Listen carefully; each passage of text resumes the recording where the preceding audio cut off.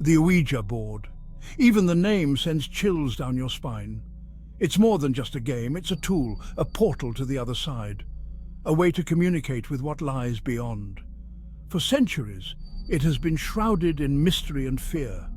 Stories of terrifying encounters and malevolent entities haunt those who dare to dabble. Is it just a game? Or is it something far more sinister? The allure of the unknown is powerful.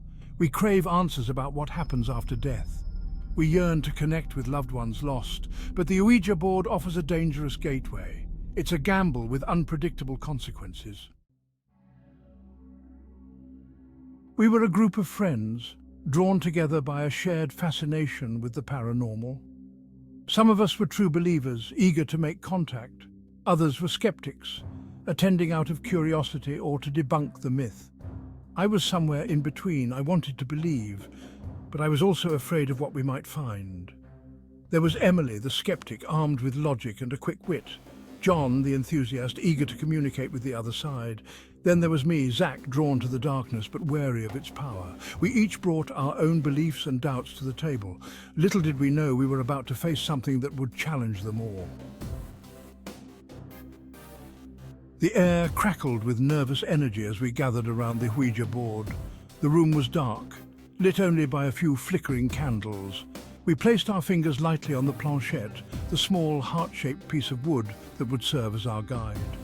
The mood was a strange mix of anticipation and dread. We began with the usual questions. Is anyone there? Silence. The planchette remained motionless. We tried again. Still nothing. Emily scoffed, her skepticism growing. John, however, remained undeterred. He urged us to focus, to truly open our minds to the possibility of contact. And then it moved. Slowly at first, almost imperceptibly. The planchette glided across the board, stopping at the letter Y. A collective gasp escaped our lips. My heart pounded in my chest. Even Emily was speechless, her eyes wide with a mixture of fear and fascination. We continued, asking question after question. The responses were cryptic, often unsettling. It was like talking to a shadow, a voice from the edge of understanding. The darkness around us seemed to press in, the air growing heavy with each passing moment. The entity identified itself as Maris. She claimed to be trapped, unable to move on. Her story was a tragic one, filled with pain and sorrow. As she spoke, I felt a wave of sadness wash over me, a deep empathy for this lost soul. The room grew noticeably colder. Maris's tone shifted. It became demanding, possessive. She wanted our help, but her requests grew increasingly disturbing. A sense of dread settled over the group. We had stumbled into something far darker than we could have imagined. Panic started to set in. John, once so eager, now looked pale and frightened.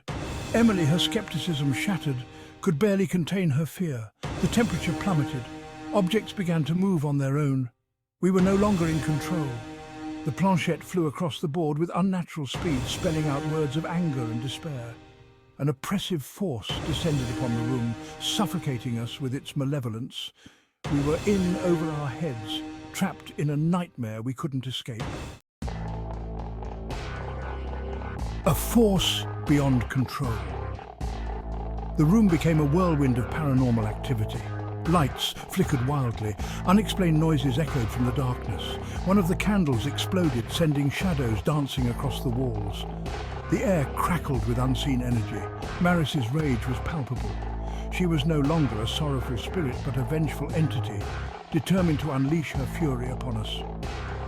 We tried to end the session, but the planchette wouldn't budge. We were at the mercy of a force beyond our control. Aftermath and unraveling. The details of what followed are a blur, a terrifying montage of fear and chaos. We finally managed to break free from the entity's grip, but not without consequences. The experience left its mark on each of us, both physically and emotionally. Emily, once a staunch skeptic, was forever changed by the undeniable proof of the supernatural. John, his enthusiasm replaced with terror, retreated into himself, haunted by the encounter. As for me, I was left with a profound understanding of the power and danger that lurks beyond the veil. A warning to the curious. The Ouija board is not a game, it's a doorway, an invitation to the unknown. And once that door is open, it's not always easy to close. We were lucky to escape with our sanity. Others have not been so fortunate. To those who are curious, I offer this warning: be careful what you seek. The spirit world is real, and it is not to be trifled with. What we experienced that night was a stark reminder that some things are best left undisturbed. Respect the veil. The veil between our world and the next is thin. It's a delicate balance that should be respected, not disrupted. The Ouija board may seem like a harmless pastime, but it's a tool that can unleash forces beyond our comprehension. Let our experience serve as a cautionary tale. The supernatural is real, it is powerful, and it demands our respect. Tread carefully, for the darkness is always listening.